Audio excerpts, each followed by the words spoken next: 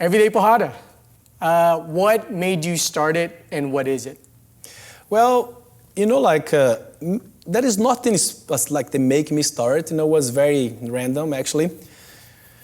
But I knew it, that I was gonna do something bigger than competition, bigger than what I was doing in jiu-jitsu. I just didn't know what it was. So the way that actually started, it was 2018 after one of my match in ACB. It's like this big event, super fights, and then I beat this young guy. And then the guy asked me, Robert Drysdale, he was interviewing me after the fight. He's like, "What's your secret?" And then I said, "There is no secret. Train hard every day porrada." And then just became viral next day. People talking about everyday porrada, hashtag everyday porrada. And then I'm like, then I begin to see something on that,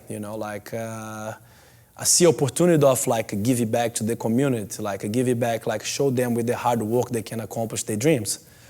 So then we become to like really focus on, marketing the everyday porrada movement, which was, work hard, don't look back, don't cheat yourself, don't just pretend, don't fake until you make it, and then, sooner or later you're gonna accomplish your goal. Same thing that I did, same thing that many of, of us do on a daily basis.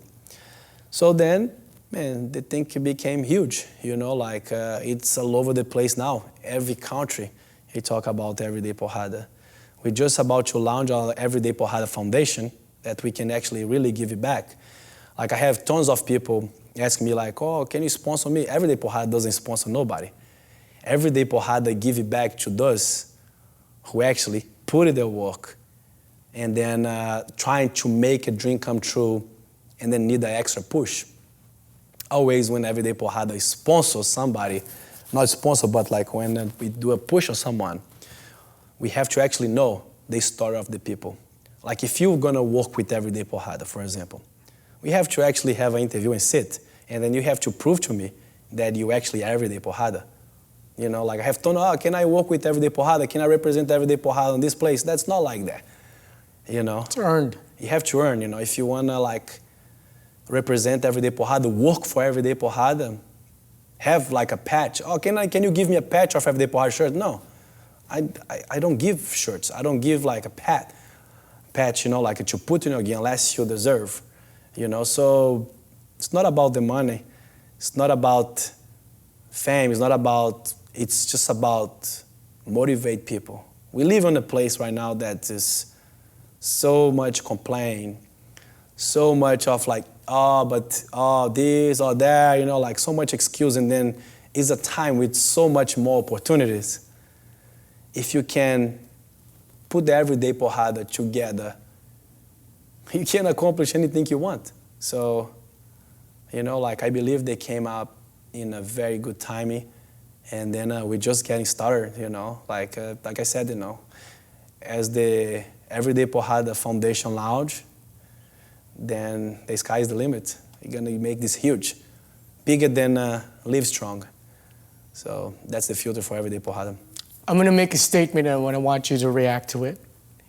If you didn't go through all this pain, Everyday Porrada wouldn't exist. No. Not ever exist. Like I have so many people like try to copy the Everyday Porrada, create something similar, and then none of them work. The reason why, because this is a life story behind. You know what I mean? It's a mean to happen. Like a lot of people like say that happened like 2018, after the interview and then I took advantage. No, this is a project that was inside me. I didn't know how to put it out, So I have this coin, no excuse, all day, every day, that I made this like probably like 10 years ago. We make for the gym, and then, like Jason, he kind of like a gift for some kids. And then, but for me, in 10 years, I only have gave five coins, So I still have in my locker. It's like jiu-jitsu Bitcoin, huh? Yeah, it's exactly. So it's if you get like one of these coins from me, You know, like the guys that actually have this coin, they proud. You know, like they're like, I get the coin. You know, so Janaína just got her coin, like I think last year, a few months ago. You know, like I'm like, now you have the coin. You know, like even my wife, you know, like I don't just, you know, like give it. It's earned. So this has become a long time ago, you know. So like people ask me how many hours you train a day when I was a competitor, active. I don't count hours. I don't count train sessions. How many times you train a day? All day. That's it. Even when I'm not training, I'm training. When I'm home, I'm studying jiu-jitsu. If I'm not home, I'm in the gym, working out.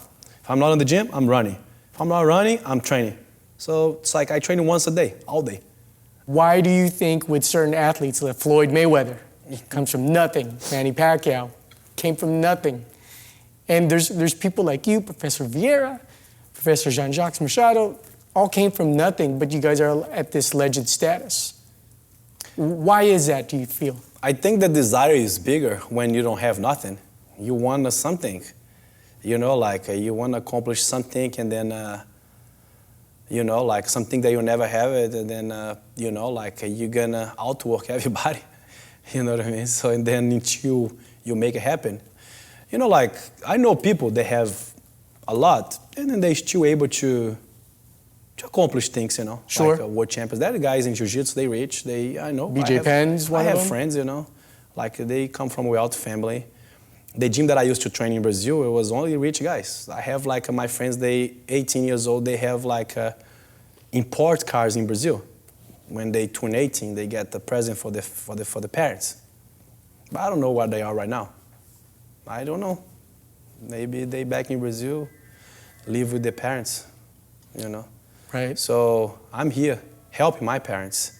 I'm here by myself, build my family, everything through me. Which one is better?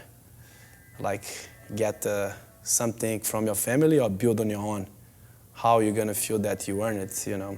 So I'm glad my family support me with love and push and believe without support me with money. Maybe I wouldn't be here, maybe you wouldn't be interviewing me, you know? And then, you know, like the desire is different. For a fight, 90% of us don't have nothing. You know, in boxing, if you go in boxing, probably like 99% of them, you know, they like come zero. from nothing, you know. And then you want something, then you fight for. You know, that's the only thing that you know how to do. Obviously in jiu-jitsu, I learn a lot, you know. I'm like, you know, like I'm not the same person that I was, you know, like I become smart, I become a businessman, you know. I learned how to actually use like the jiu-jitsu to have different incomes, you know, like, but pretty much everything in my own, you know. So, but the huge difference is the desire, you know what I mean? Like when you have everything, you know, like you want to win some gold medals, but for what? You know, it was not about the medals for me. Never, you know, like you see here, there's no medals, you see? There is no pictures hanging here of me winning. You don't see saying here like a world champion. We don't even talk about this here in this interview because that doesn't mean nothing for me. It was not about that, you know, like it was about to make something happen that nobody could imagine the way that it started, you know. So obviously, back then I didn't know that, but now I know. Now I can transfer this to other people when they start. Like now it's very hard for me because, to be honest with you, sometimes I joke, it's hard to see like the same breed that I came from, you know what I mean? So sometimes I start to lose a passion for competition, for teaching, for like, you know, because a lot of complaints, a lot of politics, faking to make it, social media, pretend that you're famous and then you're nobody.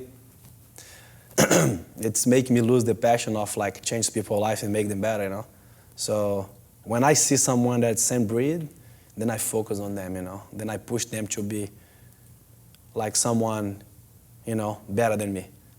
And that's what we see here at the academy. I mean, you have such a full space when it comes to children, really intense no-gi. It's the most intense out of a BJJ school that I've seen. And it's very astute and knowledgeable as far as for like the gi stuff. I see the calculus. They're working through a map. So definitely well appreciate the interview. Thank you, my pleasure.